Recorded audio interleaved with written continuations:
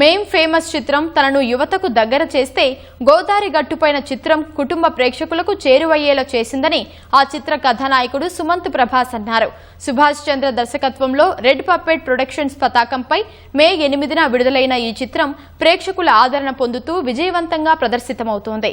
హైదరాబాద్లోని రామానాయుడు స్టూడియోలో ప్రేక్షకులకు కృతజ్ఞతలు తెలుపుతూ చిత్ర బృందం తమ ఆనందాన్ని వ్యక్తం చేసింది. మేము థియేటర్ విజిట్స్ చేస్తూ పల్లెటూర్లకి వెళ్తూ హైదరాబాద్లో కూడా తెలంగాణ సైడ్ అన్ని వెళ్తుంటే థియేటర్ల ఎనర్జీ మొత్తం ఫ్యామిలీస్తో కలగలాడుతుంటే సూపర్ అనిపించింది.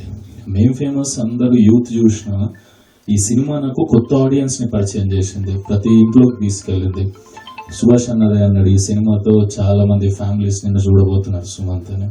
మనుషులందరూ మంచోళ్ళు, కానీ పరిస్థితుల వల్లే మనుషుల బిహేవియర్ మారుతుంది. అదే ఈ చిత్రంలో చూపించడానికి నేను చేసిన ప్రయత్నం అనమాట. ఎందుకు ఇలాంటి సినిమాలు రావాలి, ఎందుకు ఇలాంటి సినిమాలు తీయాలి?